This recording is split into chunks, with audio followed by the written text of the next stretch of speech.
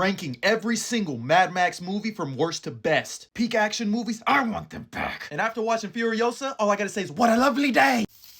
But the Mad Max franchise has quickly become one of my favorite action franchises of all time, but we gotta get to the bottom of which one is on top. And don't ever forget, it's my list. I can't miss. Kicking off the list, I got Mad Max Beyond Thunderdome. I actually really enjoyed the first 40 minutes of this movie. I mean, we had a cage match bungee jump fight with a chainsaw. Huh? But like halfway through this movie, it turns into dystopian Goonies, or like a Spielberg action adventure film. This is the only one that's rated PG-13, and it felt like it was trying to appeal to a wider audience. I mean, we had Tina Turner acting in this movie and made a song for this movie. Just overly comedic, not really the vibes of the last ones, but that third act action set piece, whew. Next up, I got the original Mad Max. Let's all just take a moment to appreciate the aura, the essence, the incredible nature of this poster. But genuinely, one of the most confusing movies I've seen in a really long time. The fact that this was George Miller's directorial debut with all of these practical car crashes is insane. It's set in an almost apocalyptic world. Just a really oddly paced movie with not much character work outside of Mel Gibson. There's just a lot of really slow moments that like come to a halt and you're like, what am I watching? But then it all comes to a head at the last like 30 minutes of the movie where you're like, okay, I see the vision now. And the vision is that I need a V8 Interceptor, a lot of leather, and a double barrel shotgun. In third place, I got Mad Max 2, The Road Warrior. Now this right here is when George Miller said, hold on, hold my beer, because this is the real vision I had for this franchise. A massive upgrade over the first movie, actually set post-apocalyptic with Max himself being like this lone warrior rogue. The practical action set pieces are there, incredible cinematography, incredible camera work, and just the set designs, costumes, and everything. Oh my,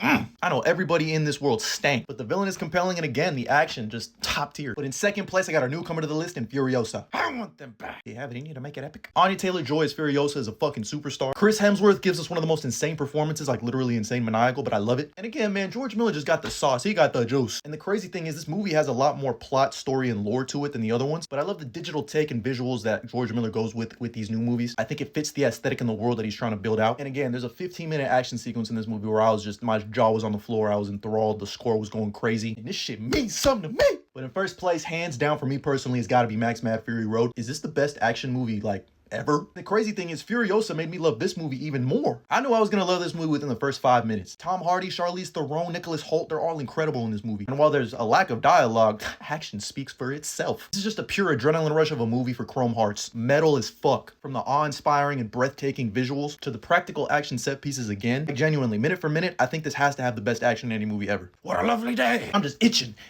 I need more. I'm praying we get more, because George Miller, he's had the sauce since birth. He's gonna be buried with sauce. We need to find a way to keep him alive. Shit, I'll give him my adrenaline pumped heart that he's responsible for. This is George Miller's magnum opus, and that's why it's number 1. Acknowledge it. But that is just how I would rank him. Let me know how you'd rank him down in the comments below. And as always, like and follow for more.